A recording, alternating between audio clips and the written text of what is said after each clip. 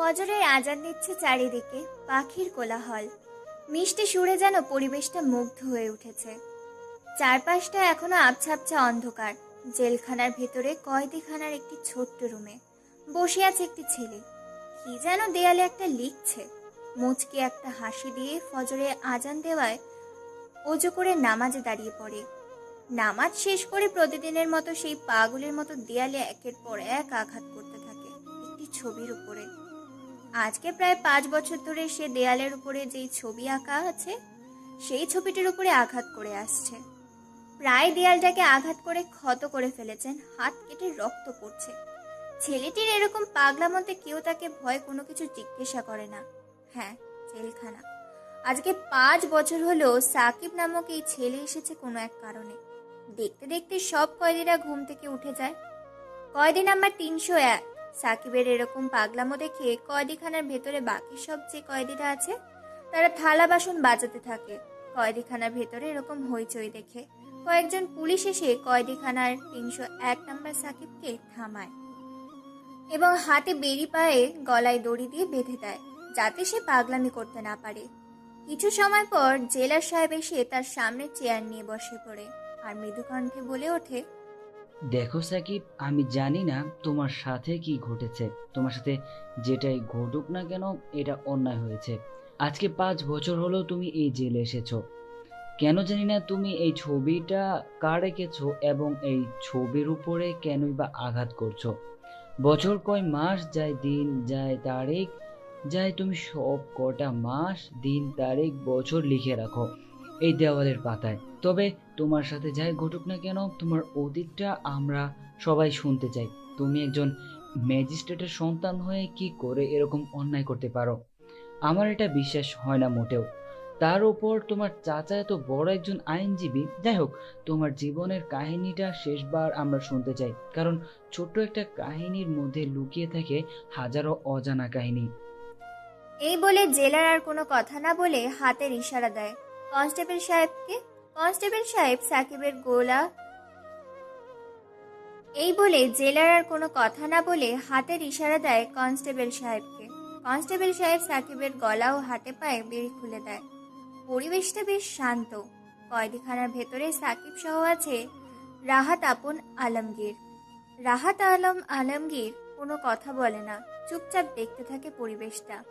রাহাত শহরের টোকাই মাস্তান, সে কাউকে খুন করতে দুবার ভাবে না, অর্থাৎ কন্ট্রাক্ট সিরিয়াল কিলার। টাকার বিনিময়ে কাজ করে সে। আর আপন, সে হচ্ছে শহরের আতঙ্কবাদী। শহরে টাকার বিনিময়ে সে আতঙ্ক সরিয়ে দেয়। বিভিন্ন বোম ব্লাস্ট ও খুনাখুনির মধ্যে জড়িত সে। সবশেষে আলমগীর। আলমগীর হচ্ছে শহরের শীর্ষ ও আন্ডারওয়ার্ল্ডের টপ সিক্রেট ইনফর্মার। সে টাকার বিনিময়ে এক দেশে তথ্য আরেক দেশে পাচার করে, যাকে বলে সাইবার ওয়ার্ল্ডের টপ হ্যাকার টিম। এই তিনজনের যোগসূত্রে সাকিবের সাথে জেলে থাকে। তবে তারা সাকিবকে প্রচন্ড ভয় পায়, কেননা সাকিবকে তার সম্পর্কে তাদের বেশ কিছু ধারণা আছে। কারণ সাকিব ছিল একজন রাজনৈতিক নেতা।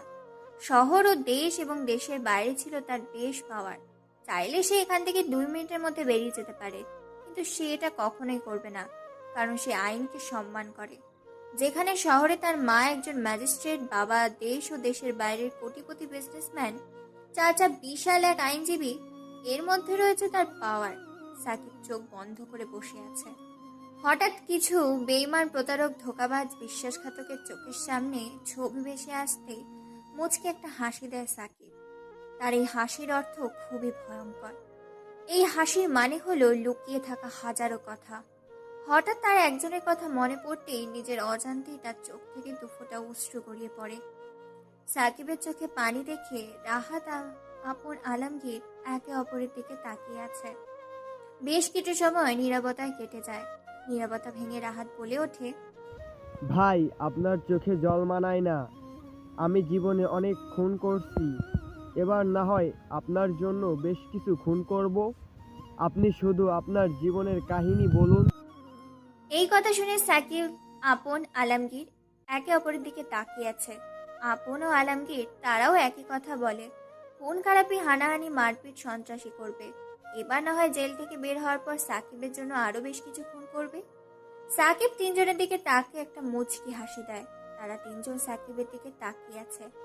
সাকিব সে অতীতে ডুব দেয়। সাকিব বাবা মায়ের একমাত্র সন্তান। আমি পূর্বেই বলেছি যে সাকিবের মা একজন মস্ত বড় ম্যাজিস্ট্রেট, আর সাকিবের বাবা দেশ ও দেশের বাইরে একজন বিশ্বের ওয়ার্ল্ড টপ কোটিপতি বিজনেসম্যান। সাকিবের চাচা শহরের বিশেষ ও প্রধান আইনজীবী, তার চাচি গৃহিণী। এক পরিবারেই বসবাস করে তারা, যাদেরকে যৌথ পরিবার বলা হয়। বেশ সুখে কাটছে সাকিবের দিনকাল। সাকিব তার বাবার অফিসের পাশাপাশি রাজনীতি করে। গরিব দুঃখী মানুষের সহায়তা করাই তার প্রধান কাজ। সাকিবের একটা চাচাতো বোন আছে, তার থেকে 1 বছরের সিনিয়র। দেখতে বেশ মাশাল্লাহ, ধানা কাটা পড়ি। খুব ভালোবাসে সাকিবকে ইরা। দেখতে বেশ স্মার্ট ও মায়াবী। সে আমাদের গল্পের নায়িকা। তার বর্ণনা পরে দিচ্ছি। চলুন আগে সাকিবের বর্ণনা দিয়ে দিই। সাকিব দেখতে হিন্দি সিনেমার হিরোদের থেকে বেস্ট, স্মার্ট, হ্যান্ডসাম।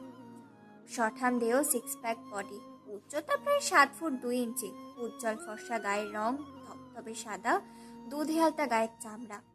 হ্যাঁ, আমাদের গল্পের নায়িকা ইরা দেখতে গুলুমুলু, লাজুক লতা, দেখতে বেশ মায়াবী। ঠোঁটের নিচে লেগে আছে মুচকি একটা হাসি। উচ্চতা প্রায় 5 ফুট 7 ইঞ্চি, বেশ গায়ের রং, দুধে হালতা, উজ্জ্বল ফর্সা। তার গায়ের রং ধবধবে সাদা। যে দেখবে সেই প্রথম দেখায় প্রেমে পড়ে যাবে, কারণ তার মুখে লেগে আছে অসম্ভব মায়াবতী এক আভা। সাকিব শুয়ে আছে, অন্য দিক দিয়ে ইরা সাকিবকে খুঁজে বেড়াচ্ছে। সাকিবের আম্মু আসমা বেগমকে জিজ্ঞেস করে ইরা। আসমা বেগম বলে দেয় নিজের রুমে আছে। ইরা আর দেরি না করে দোতলার সিঁড়ি ভেদ করে সাকিবের রুমে প্রবেশ করে। কোনো কথা ছাড়াই ইরা খাটে উঠে সাকিবের গলা চেপে ধরে। হঠাৎ সাকিব নিঃশ্বাস নিতে কষ্ট হলে চোখ খুলে দেখে তার ইরা আপু গলা চেপে ধরে আছে। নিজেকে বাঁচানোর জন্য সাকিব দেয় এক ধাক্কা। ইরা গিয়ে ফ্লোরে থপ করে বসে পড়ে আর মুড়ে এক চিৎকার। সাথে সাথে বলে ওঠে, ও আম্মু গো, কোথায় গো? তোমার ছেলে আমায় মেরে ফেললো গো, মা গো, গেলাম গো। এসব বলছে আর কাঁদছে। কিছুক্ষণ পর আসমা বেগম মানে সাকিবের আম্মু আর ইরার আম্মু ড্রয়িং রুম থেকে চলে আসে সাকিবের রুমে, আর দেখে সাকিব বিছানার উপরে বসে আছে আর ইরা ফ্লোরে পড়ে কান্না করছে। এটা দেখে আসমা বেগম বলে ওঠে, একে ইরা, তুই নিচে কিভাবে পড়লি? আর তুই এখানে বা কি করছিস? এবার ইরা কাঁদতে কাঁদতে বা কাঁদার অভিনয় করে বলে ওঠে, আমি তোমাকে বললাম না ওকে ডাকতে এসেছিলাম, আর ওকে ডাকার সময় ও বলে যাবে না। আমি ওকে ওঠাতে গেলে ও আমাকে জোরে ধাক্কা দিয়ে ফেলে দেয়। এখানে আমি খুব ব্যথা পেয়েছি, কোমরটা বুঝি আমার ভেঙেই গেল। আসমা বেগম তার মেয়ের মুখে একথা শুনে রাগী দৃষ্টিতে তাকায় সাকিবের দিকে। সাকিব একটা শুকনো ঢোক গিলে, কারণ সে তার মাকে খুবই ভয় করে। সাকিবের দিকে আসমা বেগম এভাবে তাকিয়েছে দেখে জান্নাত বেগম চোখের ইশারায় সাকিবকে শান্ত হতে বলে। আর জান্নাত বেগম হচ্ছে ইরার আম্মু। আসমা বেগম নিজের ছেলের দিকে তাকিয়ে বলে ওঠে রাগী কণ্ঠে, তুই ওকে ধাক্কা দিয়ে ফেলে দিয়েছিস কেন? যেহেতু তুই ওকে ফেলে দিয়েছিস, তাহলে তুই ওকে ওষুধ লাগিয়ে দিবি। এই কথা শুনে সাকিবের হয়ে জান্নাত বেগম যখনই কথা বলতে যাবে, তখনই আসমা বেগম জান্নাত বেগমকে থামিয়ে দিয়ে সাকিবের হাতে একটা ওষুধের পলিথিন দিয়ে টানতে টানতে জান্নাত বেগমকে নিয়ে যায় আসমা বেগম ড্রয়িং রুমের দিকে। সাকিব নিরুপায়, আর কোনো উপায় না পেয়ে ফ্লোর থেকে কোলে করে তুলে বিছানায় এনে শুয়ে দেয় ইরাকে। তারপর ইরা মুচকি মুচকি হাসি দেয় আর চোখে তাকিয়ে নিজের জামাটা একটু হালকা উঠিয়ে বলে ওঠে, দিলি তো আমার কোমরটা ভেঙে। এখন আমাকে কে বিয়ে করবে? তুই আমাকে ফেলে দিয়েছিস, তুই আমার এখানে ওষুধ লাগিয়ে দে। পলিথিন থেকে হালকা ওষুধ নিয়ে নেয়। সাকিব কোনো উপায় না পেয়ে ইরার কোমরে মালিশ করে দেয়। এটা দেখে ইরা বেশ মুচকি মুচকি হাসছে। তারপর সাকিব আর কোনো কথা না বলে ফ্রেশ হতে ওয়াশরুমে চলে যায়। ইরা চলে যায় তার নিজের রুমে রেডি হতে। ও হ্যাঁ, সাকিব ও ইরা একই ভার্সিটিতে পড়ে। ইরা এবার অনার্স 2য় বর্ষে পড়ে আর সাকিব পড়ে অনার্স 1ম বর্ষে। ইরা থাকে সাকিবের 1 বছর বা 6 মাসের ছোট। ইরা আর সাকিব দুজনে ভার্সিটি যাওয়ার জন্য নিচে আসে। তারপর আসমা বেগম ও জান্নাত বেগম তাদেরকে খাবার বেড়ে দেয়। আসমা বেগম ইরাকে ভাত খাইয়ে দিতে থাকে আর জান্নাত বেগম সাকিবকে। খাওয়া দাওয়ার পর্ব যে যার মতো করে বেরিয়ে পড়ে ভার্সিটির উদ্দেশ্যে। ভার্সিটিতে কড়া গলায় ইরা সাকিবকে বলে দেয় যাতে সে তার ক্লাসের বাইরে আড্ডা না দেয়। সাকিব চলে যায় তার বন্ধুদের কাছে আর ইরা চলে যায় তার বান্ধবীদের কাছে। সাকিব এই কলেজের প্রধান নেতৃত্বের ছাত্র দলের নেতা, তেমনই তার বিপরীত দল সোহাগ। সোহাগ তার থেকে সিনিয়র, আর সোহাগ ইরাকে পছন্দ করে। এটা ভার্সিটির সবাই জানে, কিন্তু ইরা কাউকে পাত্তা দেয় না। ইরা শুধু একমাত্র সাকিবকে ভালোবাসে, তবে সাকিব সেটা জানে না। এভাবে কাটছে তাদের দিনকাল। সাকিব বসে আছে, তখন তাদের বন্ধু মাসুদ ফোন করে বলে ওঠে, হ্যালো সাকিব, কোথায় আছিস? শহরে আজকে নতুন একটা গ্যাং এসেছে বিভিন্ন অস্ত্র পাচার ও হীরা পাচার করতে, আর এই গ্যাংয়ের লিড দেবে সোহাগ। ও আইসি, ঠিক আছে, আসতে দে। ব্যান্ড বাজিয়ে দিব। তাদের আমাদের দলের প্রত্যেকটি বন্ধুকে রেডি থাকতে বলবি। আজকে রাতে অপারেশন সাকসেসফুল হবে, ফুল ধামাকা। ওকে ভাই, ঠিক আছে, সমস্যা নেই। এই বলে ফোন কেটে দেয় সাকিব। তারপর সাকিব সবার সাথে মিটিং করে, কি করে কি করবে এবং তাদের গ্যাংয়ের ছেলেদের রেডি থাকতে বলে আজকে রাতের জন্য। তারপর আড্ডা দিতে থাকে। আজকে ক্লাস করবে না বলে দিয়েছে। তাদের মাঝে আসে পায়েল। পায়েল সাকিবকে পছন্দ করে, অনেকবার প্রপোজ করেছে, কিন্তু সাকিব রাজি হয়নি।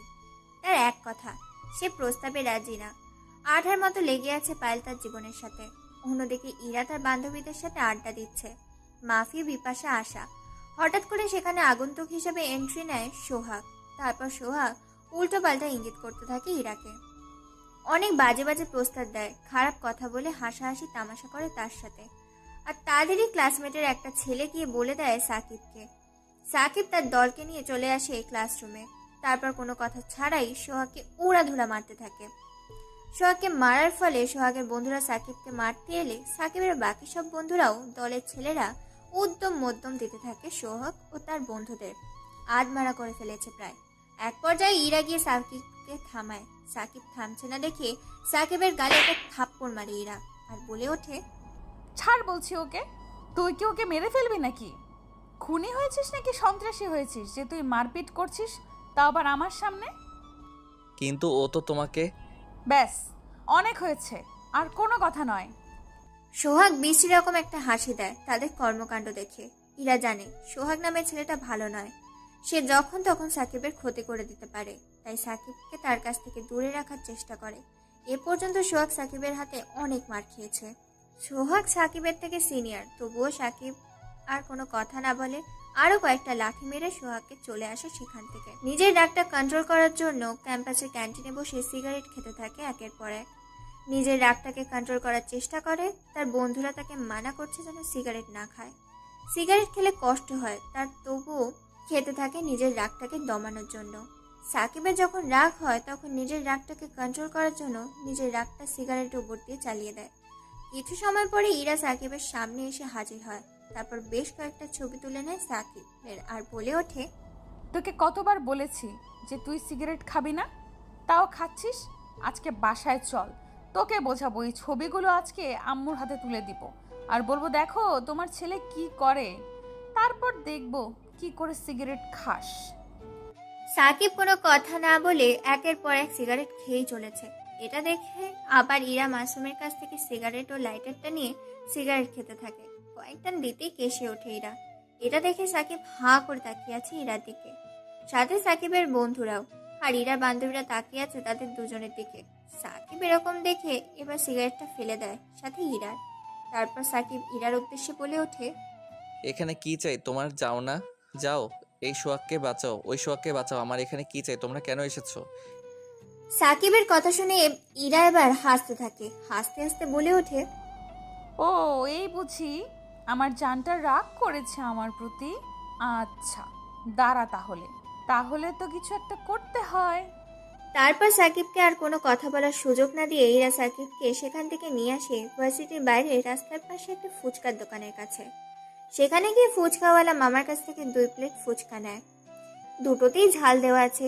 ইরা একের পর এক খেয়েই চলেছে। সাথে থাকা সাকিব তার খাওয়া দেখে হাঁ করে আছে। সাকিব এভাবে হাঁ করে আছে দেখে ইরা এবার তার প্লেট থেকে একটা ফুচকা নিয়ে মুখে ঢুকিয়ে দেয় সাকিবের। সাকিব আনমনে সেটা খেতে থাকে। কিছু সময় পর সাকিব তার মুখে ঝাল অনুভব করে।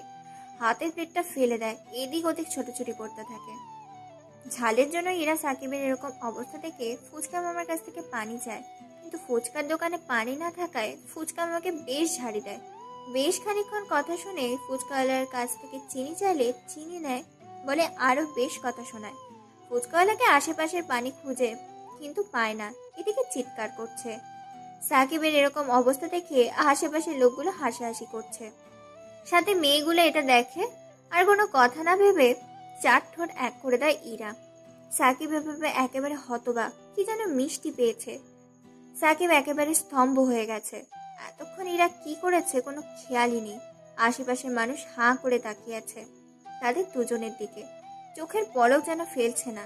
কিছু সময় এভাবে কেটে যায়। হঠাৎ সাকিবের মনে পড়তেই ধাক্কা দিয়ে সরিয়ে দেয় ইরাকে। তারপর ইরা লজ্জা পেয়ে সাকিবের বুকে মুখ লোকায়। সাকিব কোনো কিছুই বুঝে উঠতে পারছে না।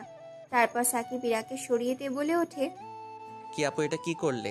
আমার সব মান সম্মান উঠিয়ে নিলে। এখন আমাকে কে ভালোবাসবে বলো দেখি? আমিও তো কিছু জানি না, তোর ঝাল লেগেছিল, কোনো কিছু পাই নাই, তাই এই পদ্ধতিটা ইউজ করেছি। আমার কি দোষ বল? আমার তো মনে হয় আমার ঝাল তো হয়নি, কিন্তু তোমার ইচ্ছে হয়েছিল তাই তুমি এমন করেছো। আমি আজকে বাসায় যাই, তারপর ছোট আম্মুকে সব বলবো তুমি জোরপূর্বকভাবে আমাকে রাস্তার মাঝে কি। কথা বলতে দেয় না আর সাকিবকে। তার আগেই তার পায়ে এক লাথি দিয়ে রাগ দেখিয়ে চলে আসে ইরা। সাকিবও হাসতে হাসতে ইরার পেছনে এসে গাড়িতে উঠে বসে পড়ে। ইরা কোনো কথা বলছে না, মাথাটা বাইরের দিকে করে আছে। এটা দেখে সাকিব বলে ওঠে, আপু, লিপকিসটা কিন্তু অনেক সুন্দর ছিল। এরকম যদি পাই তাহলে রোজ ফুচকা খেতে আমার কোনো অসুবিধা নেই। এরকম আগে কথা শুনে আরও রেগে যায়। এবার গাড়ির সিট থেকে উঠে এসে সাকিবের কোলে বসে পড়ে আর শার্টের কলার ধরে ঝাঁকাতে থাকে আর বলে ওঠে, কি বললি শয়তান? দাঁড়া, তোর আজকে খবর আছে। শুধু একবার বাসায় চল, তোকে বোঝাবো বিয়ের পর কি হয়। ইরা সাকিবের কোলে সারা পথ চড়ে এসেছে বাড়ি পর্যন্ত। বাড়ির ভেতরে ঢুকে যে যার মতো ফ্রেশ হতে চলে যায়। সাকিব বিছানায় শুয়ে আছে। এমন সময় তার ফোনে ফোন আসে। ফোনের ওপার থেকে বলছে ফোন রিসিভ করতেই, হ্যালো ভাই, আমাদের ছেলেপেলে রেডি আছে তো? তারা 12টার দিকে ময়দানে নামবে। আমরা কয়টায় বেরোবো? আমরা আজকে 11টার দিকে বেরোবো। আমাদের সকল ছেলেপেলেদের গোডাউনে রেডি থাকতে বলবি, অপারেশন যেন সাকসেসফুল হয়। ওকে ভাই, ঠিক আছে, সব কিছু রেডি করা আছে। তারপর ফোন কেটে দেয়। সাকিব একটা গুগল ম্যাপ বের করে দেখতে থাকে এলাকাটা ভালো করে। কোন দিক দিয়ে অ্যাকশন নিলে তারা সহজেই প্রতিহত করবে বিপরীত দলকে। আর মনে কাজ করতে থাকে সাকিব। পেছনে কারো উপস্থিতি টের পেয়ে পেছন করে দেখে ইরা দাঁড়িয়ে আছে। এটা দেখে সাকিব বলে ওঠে, আপু, তুমি এখানে এখনো ঘুমাওনি? এখানে কি করছো? যাও ঘুমাও। না রে, ঘুম আসে না, তোকে ছাড়া কেমন জানি লাগছে, তাই তোর কাছে এলাম। চল না, আমাকে ঘুম পাড়িয়ে দিবি। কি এত বড় মেয়ে হয়েছো আর আমাকে নিয়ে ঘুমাবে? এখন এখান থেকে যাও, না হলে ছোট আম্মুকে ডাক দিব এখনই। তুই আমার সাথে ঘুমাবি কিনা বল, না হলে কিন্তু আমি বড় আম্মুকে এখনই ডাকবো আর বলবো তুই আমাকে মেরেছিস। তারপর দেখিস তোর কি হাল হয়। আমি পারবো না, আমি একটা জরুরি কাজ করতেছি। ইরা আর কোনো কথা না বলে ধপ করে বসে পড়ে সাকিবের কোলে। তারপর সাকিবের দুই হাত তার পেটের মধ্যে রাখে আর বলে, এখন কাজ করো। সাকিবও পড়েছে আচ্ছা জ্বালায়। এদিকে তাকে বের হতে হবে রাতের অন্ধকারে রাজা হওয়ার জন্য, আর অন্যদিকে এই বাঁচার মেয়ের প্যারা। অনেক কষ্টে বুঝিয়ে শুনে এরাকে ঘুম পাড়ার বদলে তাকে কোলে নিয়ে শুয়ে দিয়ে আসে সাকিব। যখনই চলে আসতে যাবে তখনই ইরা সাকিবের হাতটা টান দেয়। সাকিব উল্টো হয়ে পড়ে যায় ইরার উপরে।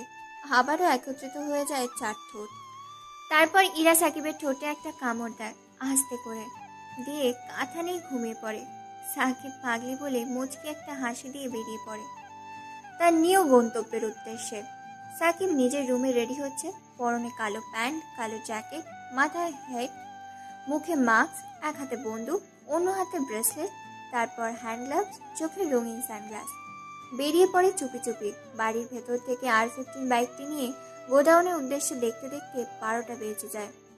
ঠাকুরগাঁ হাইওয়ে রাস্তা বড় মাঠ চারিদিকটা ঘিরে রেখেছে। বেশ কিছু ছেলে পেলে দেখতে দেখতে 12:30 বেজে গেছে। সবার কানে হেডফোন। প্রায় 1টা বাজতে চলেছে, এখনো আসছে না দেখে এবার মাসুদ সাকিবকে ফোন দেয়। বলে ওঠে, হ্যালো ভাই, আমরা তো রেডি আছি, কিন্তু এখনও তো কেউ এলো না। তারা কি খবর পেয়ে গেছে যে আমরা এখানে অ্যাকশন নিতে চলেছি তাদের বিরুদ্ধে? না মাসুদ, তারা অবশ্যই আসবে, কারণ সোহাগ কোনোদিন ছেড়ে দেওয়ার পাত্র না। তার টাকার নেশা খুব, তাই তাকে আসতে হবে। আর আমাদের হাতে একটা মাত্র প্রমাণ আছে, ওকে ধরতে পারলে এখানে জীবিত মেরে ফেলবো। ওর জন্য শহরের আজকে এই অবস্থা। ভাই, আমার মনে হয় না যে সে আসবে। হয়তো তার সাঙ্গপাঙ্গরা আসবে, ওরা ম্যাক্সিমাম বেশি আসবে। ওকে, দেখা যাক। দেখতে দেখতে আরও বেশ কিছু সময় পেরিয়ে যায়। হঠাৎ দুদিক থেকে পরপর বেশ কয়েকটা গাড়ি এসে রাস্তার মাঝে এসে দাঁড়ায়। গাড়ি থেকে নেমে আসে মাত্র দুজন ব্যক্তি। সাকিবরা ভেবেছিল হয়তো বেশ বড় একটা গ্যাং আসবে, কিন্তু সেটা না, এসেছে মাত্র দুজন। এটা দেখে বেশ অবাক হয়েছে সাকিবরা। গাড়ি থেকে দুজন নেমে আসে, একজন জব্বার আর একজন জাবেদ। চারিদিকে বেশ অন্ধকার জমেছে। আকাশের আবার আজকে তারার মেলা, চাঁদের মেলা, জ্যোৎস্না। রাতের মেলার চারদিকটা অনেক ফটফটে আবছা আবছা অন্ধকার। জব্বার হলো শহরের কুখ্যাত সন্ত্রাসী, আর জাবেদ হলো সোহাগের ডান হাত। সোহাগের কথা মতো কাজ করে এই জাবেদ। দেশের সন্ত্রাসী ও টাকার বিনিময়ে কাজ করে তারা। দুজনের মুখোমুখি এসে দাঁড়ায় আর বলে ওঠে, পুরো 15 লক্ষ টাকার মাল আছে, আর তোর ভাই সোহাগরে বলে দিবি মালটা যেন ভালো করে সাপ্লাই করে, আর আমার নামটা যেন প্রকাশ না হয়, না হলে তুইও বাঁচবি না আর তোর বসও বাঁচবে না। আমাদেরকে মারবি তুই? শোন, তুই কিন্তু এখন বর্তমানে সিংহের গয়ে আছিস, আর এই সিংহ একবার থাবা মারলে চিরতরে শেষ। আর এই জাবেদ যা বলে তাই করে, কথার কোনো নড়চড় হবে না। বলে দিয়েছি যখন, তখন হবে না। Good bye. এই বলে যখনই জাবেদ আর জব্বার দুজন দুজনের গাড়িতে চলে যাবে, তখনই পরপর চারদিক দিয়ে বেশ কয়েকটা বুলেট এসে তাদের গাড়ির টায়ারগুলো পাঞ্চার করে দেয়। হঠাৎ এমন হওয়াতে জাবেদ আর জব্বার কোনো কিছু বুঝে উঠতে পারে না। পালাতে চেষ্টা করলে পালাতে পারে না। চারিদিক দিয়ে ঘিরে ফেলে সাকিবের দলবল। জব্বার চিনে ফেলেছে সাকিবকে, জাবেদ চিনে ফেলেছে সাকিবকে। সাকিবের হাতে একবার ধরা পড়েছে মানে মৃত্যু নিশ্চিত। তাদেরকে আর কোনো কথা বলার সুযোগ না দিয়ে মাসুদ, মাসুম, রানা, সিফাত, শাহিন তার দলের ছেলেরা তাদের দুজনকে চ্যাংদোলা করে ঝুলিয়ে ঝাঁকাতে ঝাঁকাতে নিয়ে যায় তাদের গোডাউনে। সেখানে গিয়ে হাতগুলো রশ্মির সাহায্যে বেঁধে ফেলে। তারপর তাদের দাঁড় করিয়ে রাখে। তাদের সামনে কিছু ইলেকট্রিক্যাল সরঞ্জাম এবং কিছু লোহা, কিছু অস্ত্র রাখা হয়, যেসব দেখে আঁতকে ওঠে জব্বার ও জাবেদ। জব্বার ও জাবেদ ভয়ে কোনো কিছু বলতে পারছে না, শুধু মুখ দিয়ে লালা বের হচ্ছে। মাসুদ একটা লোহার রডে আগুন ধরায়, আগুনে গলাবার পর লোহা টক টক হয়ে ওঠে, গরম ধোঁয়া বের হচ্ছে। সেই লোহার রড থেকে সাকিব জাবেদের পায়ে আস্তে করে ঢুকিয়ে দেয়। মুহূর্তের মধ্যে লোহার শিকটা পায়ের এফোর ওফর বেরিয়ে যায় জাবেদের। জাবেদ গগন কাঁপানো এক চিৎকার দেয়। তার চিৎকারে যেন থরথর করে কাঁপছে পুরো বিল্ডিংটা। জাবেদের যেরকম ভয়ঙ্কর অত্যাচার দেখে জব্বার প্যান্টের মূলমন্ত্র করে ফেলেছে। একই শাস্তি দেওয়া হয় জব্বারকে। জব্বার শুধু লাফাতে শুরু করেছে। তারপর তাদের হাতের মধ্যে রাখা হয়, পায়ের তালুতে রাখা হয়। পাগুলো মুহূর্তের মধ্যে গলে ঝলসে যায়। জাবেদ ও জব্বারের চিৎকার তাদের ভালো লাগছে না দেখে তাদের মুখে দুইটা রুমাল ঢুকিয়ে দেয়। তারপর একটা ছুরি বের করে তাদের কানগুলো কেটে নেয় যাতে তারা শুনতে না পায়। তারপর হাঁটু পর্যন্ত তাদের পাগুলো কেটে নেয় যাতে তারা লাফাতে না পারে। তারপর তাদের জিহ্বা কেটে নেয় যাতে তারা কথা বলতে না পারে। তারপর তাদের দুই ঠোঁট একসাথে সেলাই করে দেয় দুজনে। তাদের এরকম মর্মান্তিকের পিক তুলে অন্য সিম থেকে পাঠিয়ে দেয় সোহাগের ফোনে। সোহাগ এরকম দৃশ্য দেখে আঁতকে ওঠে। তারপর তাদের বুক কেটে নেয়। তারপর তাদের বুকের ভেতর হাত ঢুকিয়ে কলিজাটা বের করে নিয়ে আসে। তারপর তাদের পাকস্থলী কেটে ফেলে। পেটের ভেতর থেকে লিভার ও কিডনি দুটো বের করে নিয়ে কালো বাজারে বিক্রি করার উদ্দেশ্যে। আধমরা হয়ে আছে জিভটা, ধুকু ধুকু করতেছে তাদের এরকম কষ্ট দেখে আর কষ্ট দেবে না বলে সাকিব এবার মাসুদের কাছ থেকে একটা চাইনিজ কুড়াল নেয়। তারপর কুড়াল দিয়ে বেশ কয়েক খণ্ড করে ফেলে তাদের শরীরটাকে। তারপর তাদের শরীরটাকে হাঙর দিয়ে খাওয়াতে বলে কিছু অংশ রাস্তায় কুকুরদের আর কিছু অংশ আকাশে উড়িয়ে দিতে, কারণ আকাশের পাখিদের ক্ষুধা আছে কাকেদের, শকুনদের। আজকাল খাবার না পেয়ে পাখিরা বিলুপ্ত হয়ে যাচ্ছে। পরিবেশ খারাপ হওয়ার কারণে আজকাল পশু পাখি বিলুপ্ত হয়ে যাচ্ছে। মানুষের এরকম গাছপালা কেটে ফেলা পরিবেশকে দূষণের কারণে হাজারো পাখি বিলুপ্ত হয়ে যাচ্ছে। আমরা যেসব পাখি দেখেছি সেই সব পাখি পরের প্রজন্ম দেখবে না। মানুষ নিজেই নিজেদের ধ্বংস করছে। তাই পশু পাখিদেরকে বাঁচিয়ে রাখতে হলেও তাদেরকে কিছু খাওয়াতে হবে। হ্যাঁ বন্ধুরা, আপনারা ঠিকই শুনেছেন। আমরা একটা গল্পের মাধ্যমে ফুটিয়ে তোলার চেষ্টা করি আমাদের আশেপাশে প্রাকৃতিক সম্পদ ও মানুষের আবেগ চেতনা প্রজন্ম। আমরা যদি একটু সতর্ক হই তাহলে আমাদের প্রাকৃতিক পরিবেশ, আমাদের পাখি, আমাদের দেশের সম্পদ কখনোই বিলুপ্ত হবে না। আজকাল দোয়েল পাখি, বাবুই পাখি, টুনটুনি পাখি এসব দেখা যায় না। যে পাখিগুলো আগে ঘরে ঘরে ছিল, এগুলো সব মানুষের কারণেই বিরক্ত হয়ে যাচ্ছে। তাই আমরা যদি সতর্ক থাকি আমাদের পরিবেশ সতর্ক থাকবে, জীবাণুমুক্ত থাকবে, আমরা সুস্থ থাকব। বাকিটা আপনারা বুঝে নিয়ে চলুন গল্পে ফিরে আসা যাক। দেখতে দেখতে রাত 2টা বেজে গেছে। এদিকে ইরার ঘুম ভেঙে গেছে, তাই ইরা দেখতে চলে গিয়েছে সাকিব কি করে। তার রুমে গিয়ে দেখে সাকিব নেই। এটা দেখে বেশ চিন্তায় পড়ে যায় ইরা। ইরা মনে করেছে সাকিব কোনো মেয়ের সাথে দেখা করতে গেছে, তাই পুরো বাড়ি কান্নায় ও ভাঙচুরে মাতিয়ে তুলেছে। এত ভাঙচুর ও কান্নার শব্দে আসমা বেগম ও জান্নাত বেগম ও তাদের 2 স্বামী অর্থাৎ সাকিবের বাবা ও ইরার বাবা বেরিয়ে আসে মেয়েকে দেখতে। এত কান্না করতে দেখে আসমা বেগম বলে ওঠে, কি হয়েছে রে মা, এভাবে কাঁদছিস কেন তুই? এখনো ঘুমাসনি কেন? ইরা কোনো কথা না বলে ফুপিয়ে ফুপিয়ে কান্না করে চলেছে। তাকে এভাবে কান্না করতে দেখে আসমা বেগম আবার বলে ওঠে। তবু এরা কোনো কথা বলে না। সাকিবের আম্মু আসমা বেগমকে জড়িয়ে ধরে কান্না করতে বলে ওঠে, আম্মু, তোমার হারামি ছেলে এত রাতে ঘরে নেই, জানি না কোন মেয়ের সাথে ফুষ্টি নষ্টি করতে গেছে। আমি ওকে ছাড়া কোনোভাবেই ঘুমাবো না। মেয়ের মুখে এরকম কথা শুনে জান্নাত বেগম ও ইরার বাবা, সাকিবের বাবা সবাই একে অপরের দিকে চাওয়াচাই করতে থাকে। সবাই বুঝে গেছে যে ইরা সাকিবকে পছন্দ করে এবং ভালোবাসে, তাই এরকম পাগলামি করছে। সাকিবের আম্মু আসমা বেগম বলে ওঠে, দেখ, আমার পাগলি মেয়ে আমার ছেলেটাকে ভালোবাসিস, এ কথা আগে বললেই হয়ে যেত। হ্যাঁ, আমি তোমার ছেলেকে খুব ভালোবাসি, অনেক বেশি ভালোবাসি। তাকে ছাড়া আমি থাকতে পারি না। তাকে আমার লাগবে, না হলে আমি নিজেকে শেষ করে দেব। আচ্ছা হয়েছে, আমি জানতাম যে তুই আমার ছেলেটাকে ভালোবাসিস আর আমিও আমার মেয়েটাকে ভালোবাসি, তাই আমার মেয়েটাকে আমি আমার ঘরেই রেখে দিব। ঘরের মেয়ে ঘরে থাকবে, ঘরের ছেলে ঘরে থাকবে, এটাই ভালো। তুই তোর ঘরে যা, সাকিব আসলে ওকে আমি আচ্ছা করে বকে দেব, তোর রুমে পাঠিয়ে দিব। না, ও যতক্ষণ না আসবে ততক্ষণ আমি এখান থেকে এক পাও যাব না। ওকে আজকে আমি মেরেই ফেলবো। ও এত রাতে কোথায় গেছে? এটা কি হচ্ছে ইরা? তোমার যেটা তোমার বড় আম্মু করতে বলল সেটা করো, রুমে যাও। আর শাকিল আসলে ওকে কোনো কিছুই করবি না তুই। যদি শুনি তুই আমার ছেলেটাকে কোনো কিছু করেছিস তাহলে তোর হাল বেহাল করে দিব। বড় আম্মু, দেখছো আমাকে কিন্তু আম্মু বকা দিচ্ছে। ছোট, তুই চুপ থাকবি, নিজের রুমে যা। আর মা, তুই এখানে থাকিস, আর সাকিব আসলে আমাকে ডাকিস। আমি আমার রুমে গেলাম। না, সবাই এখানে থাকবে। ওকে আজকে সবার সামনে আমি আচ্ছা করে বকবো।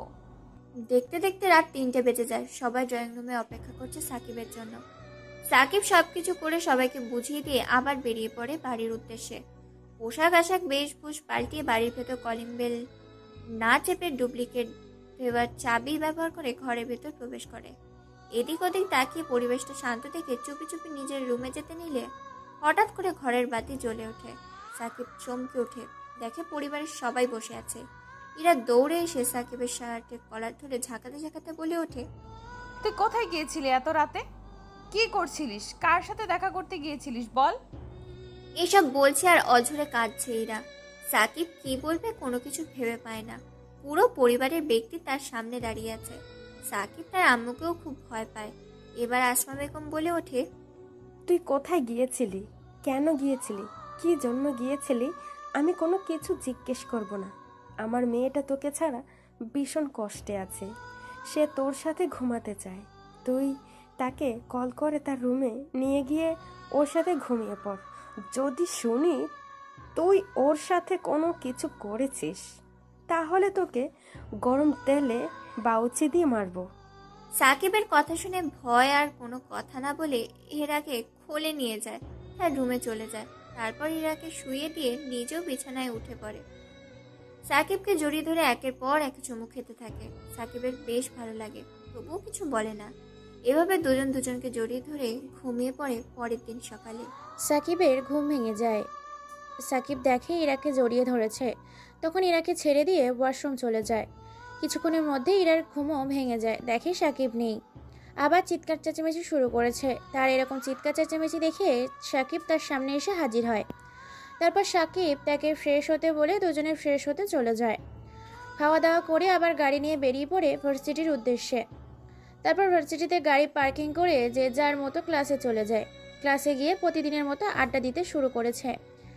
ইরা তার বান্ধবীদের সাথে আর সাকিব তার বান্ধবীদের সাথে আড্ডা দেওয়ায় এক পর্যায়ে হাসির টপিক নিতে নিতে এক পর্যায়ে চলে আসে সেখানে পায়েল।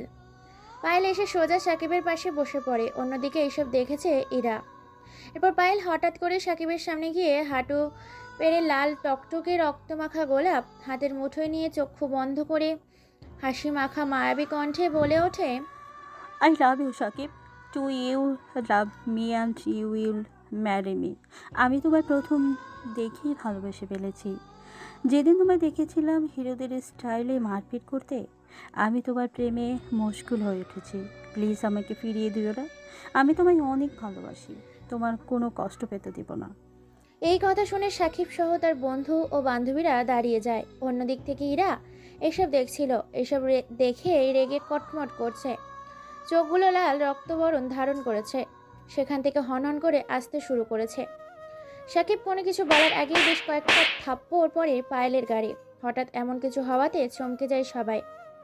পায়েল এতগুলো থাপ্পড় খেয়ে বেশ কয়েক হাত দূরে গিয়ে পড়ে যায় ছিটকে। সবাই তাকিয়ে দেখতে পায় থাপ্পড়গুলো মেরেছে তাদেরই সিনিয়র ইরা। সবাই হা করে তাকিয়ে আছে ইরার দিকে।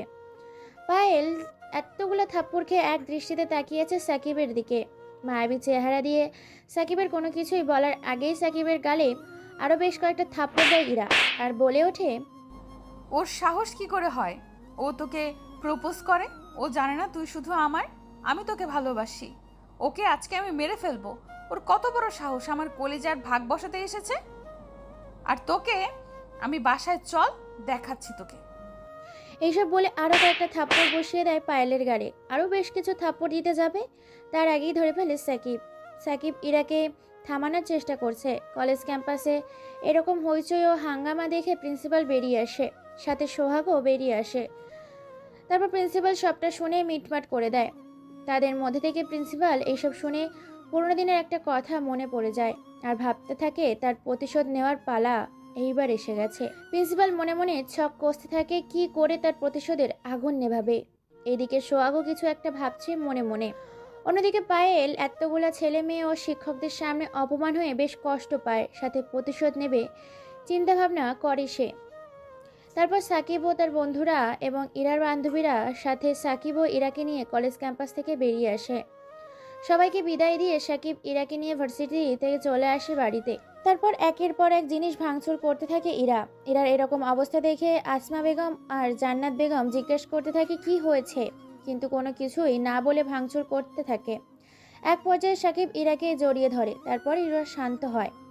সাকিবের বুকে মাথা গুঁজে দিয়ে ইরা হাও মাও করে কান্না করতে থাকে।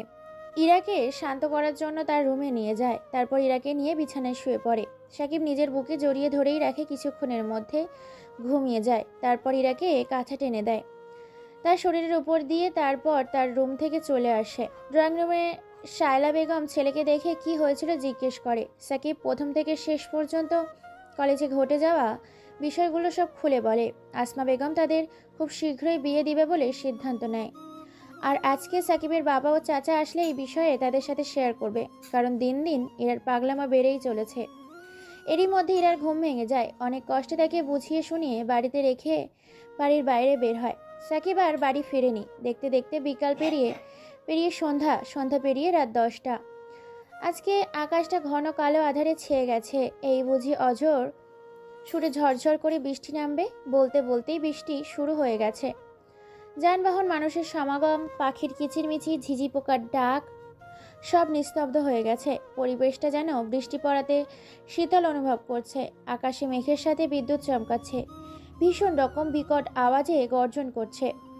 অন্যদিকে প্রিন্সিপাল, শহরের মেয়র, কলেজের রাজনৈতিক বিপরীত দলের সোহাগ এবং অপমানিত কলেজের পায়েল এবং আন্ডারওয়ার্ল্ডের টপ সিক্রেট ক্রিমিনাল ভিক্টর, যার ডায়লগ একটাই, মাথা আমার নেই, চুল করি না আমি কোনো ভুল। এই ডায়লগটা একবার দেয় তো পুরো শহর কাঁপিয়ে দেয়। তাদের সাথে মিলিয়েছে কলেজের প্রিন্সিপাল, শহরের মেয়র, অপমানিত পায়েল এবং রাজনৈতিক বিপরীত দল সোহাগ।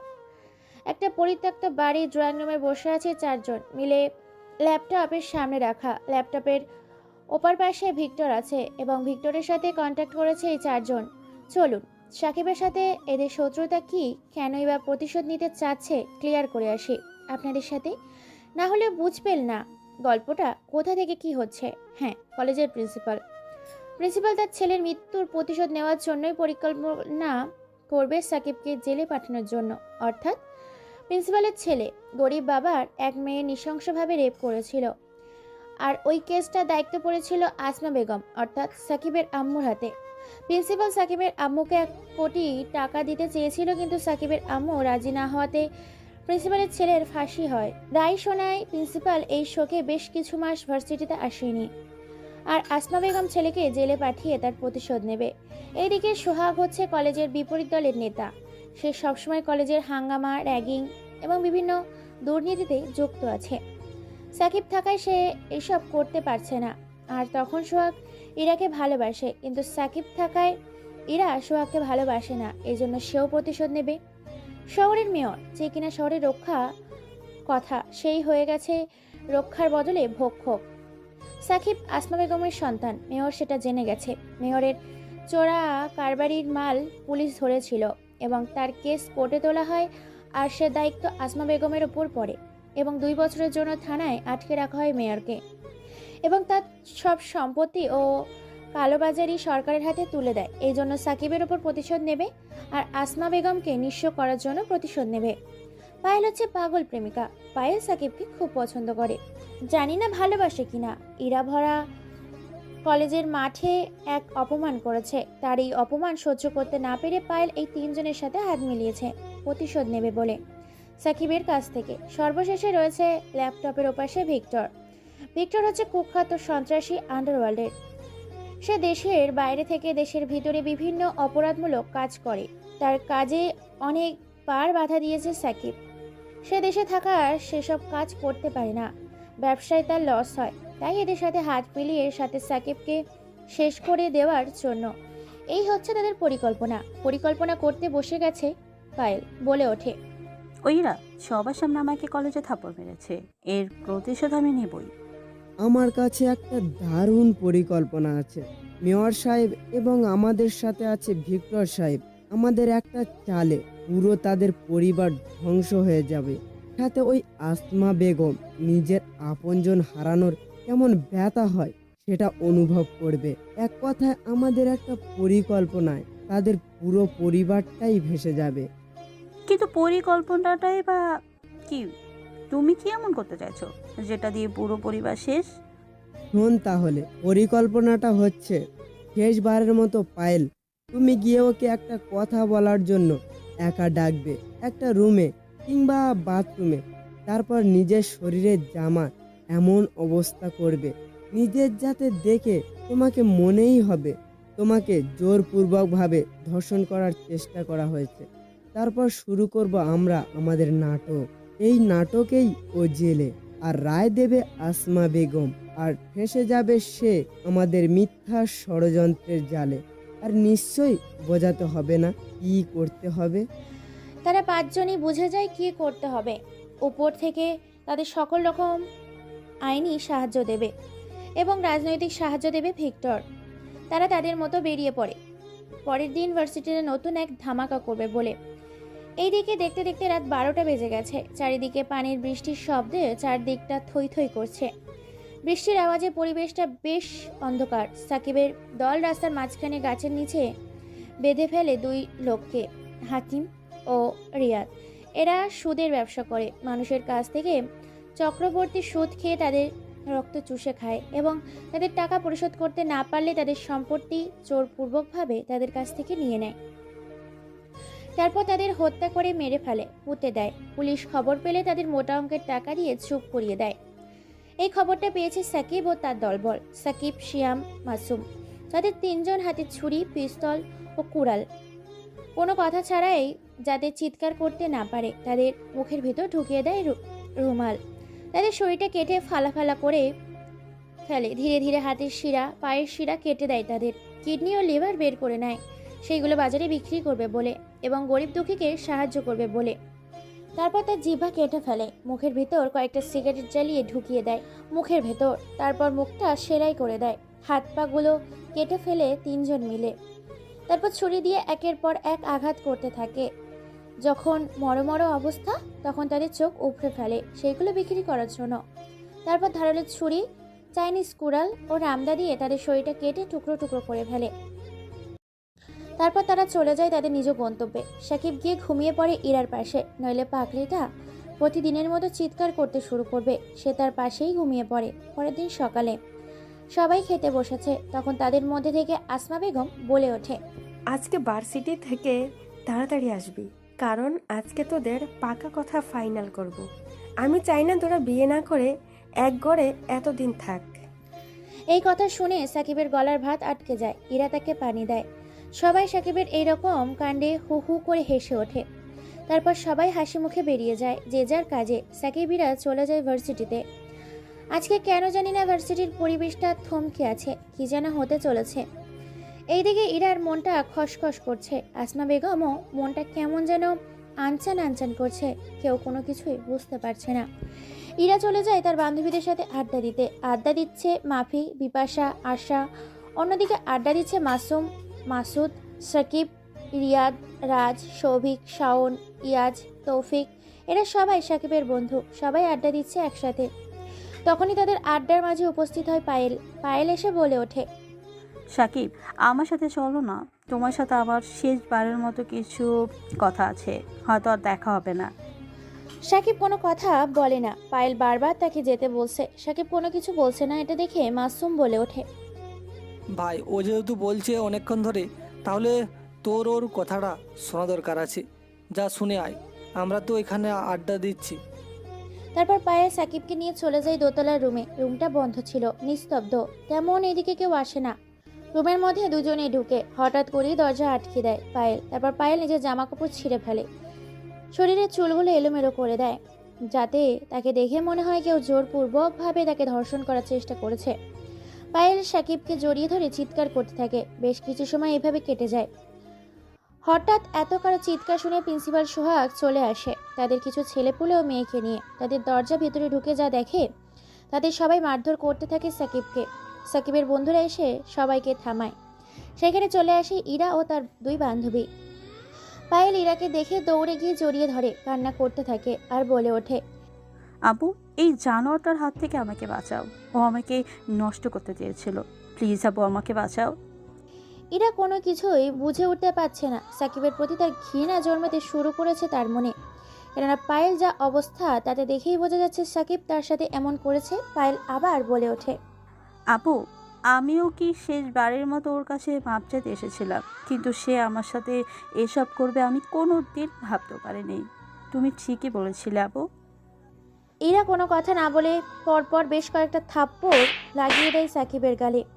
সবার সামনে প্রিন্সিপাল ফোন করে শায়লা বেগমকে, অর্থাৎ সাকিবের পুরো পরিবারকে ফোন করে ভার্সিটিতে আসতে বলে। সাথে পুলিশ এসেছে। সাকিব বলে ওঠে, আপু বিশ্বাস করো, আমি এসব করিনি। ও আমাকে ইচ্ছে করে রুমে বন্ধ করে নিজের এসব করেছে। আমি ওর সাথে কোনো কিছু করিনি, আমাকে বিলিভ করো তোমরা। সাকিব এইসব বলছে আর সবার হাতে পায়েও ধরছে আর বলছে কাঁদতে কাঁদতে। কেউ তার কথা শুনে না। অবশেষে আর সহ্য করতে না পেরে ইরা আরও বেশ কয়েকটা থাপ্পড় লাগিয়ে দেয় ও বলে ওঠে, চুপ জানোয়ারের বাচ্চা, কি দোষ ছিল আমার ভালোবাসার? আমি তো শুধু তোর কাছ থেকে একটু ভালোবাসাই চেয়েছিলাম, তার বিনিময়ে তুই এটা আমাকে দিলি। তোরা আসলে সব ছেলেগুলো খারাপ। তোর যদি এত শরীরের চাহিদা ছিল তাহলে আমাকে বলতে পারতি, আমি আমার সবটুকু উজাড় করে দিতাম তোকে। তবু তুই এটা কেন করলি? এইসব বলছে আর অঝরে কাঁদছে। কাঁদতে কাঁদতে আসমা বেগমকে জড়িয়ে ধরে ইরা। আসমা বেগম পুলিশের উদ্দেশ্যে বলে ওঠে, পুলিশ অফিসার, এরকম ধর্ষককে সমাজে রাখা খুব রিস্ক। আপনি ওকে জেলে নিয়ে যান। আসমা বেগমের মুখে সাকিব এই কথা শুনে বিশাল রকমের একটা ইলেকট্রনিক্যাল শক খায়। নিজের মা হয়ে কি করে নিজের সন্তানকে পুলিশের হাতে তুলে দিচ্ছে, তাও আবার নিজের মুখে বলছে যেন তাকে নিয়ে যাওয়া হয় জেলখানার ভিতর। এটা শুনে একেবারে হতবাক, বলার ভাষা হারিয়ে ফেলেছে। তবুও গলা ফাটিয়ে চিৎকার করে শেষবারের মতো বলে ওঠে, ওয়েট, পুলিশ অফিসার, তোমরা খুব পস্তাবে নিজের ছেলেকে বিশ্বাস না করে। আর এই তোমার ভালোবাসার মিস ইরা, আরে তুমি তো ভালোবাসাই চেনো না। যার ভালোবাসার প্রতি কোনো বিশ্বাস নেই সে ভালোবাসবে আমাকে। সত্যিটা একদিন সবার সামনে আসবে, সেদিন হাজার আফসোস করলেও আমাকে পাবে না। সাকিবের আর কোনো কথা বলতে না দিয়ে টেনে হিঁচড়ে পুলিশ অফিসার নিয়ে যায় গাড়িতে থানার উদ্দেশ্যে। ইরা এক দৃষ্টিতে তাকিয়ে আছে, চোখের পানি ফেলছে। পরিবেশটা শান্ত হলে সবাই যে যার মতো বেরিয়ে যায়। এদিকে পায়েল, সোহাগ, প্রিন্সিপাল চোখের ইশারায় সাকসেস বলে। তারপর অট্টহাসিতে মেতে ওঠে তিনজন। 2 দিন পর, এই 2 দিনে সাকিবকে অনেক টর্চার করা হয়েছে তার মুখ থেকে স্বীকার করানোর জন্য যে সে এসব করেছে, কিন্তু সে একই কথা বলেছে সেসব কিছুই করেনি। এই 2 দিনে ইরা নিজের অবস্থা বেহাল করে ফেলেছে, চোখ মুখ ফুলিয়ে ফেলেছে। আজকে কোর্টে সাকিবকে তোলা হবে। আসমা বেগম তার পুরো পরিবার গেছে। আসমা বেগম ওই কেসের রায় ঘোষণা করবে। সবাই কোর্টে এসে উপস্থিত হয়েছে।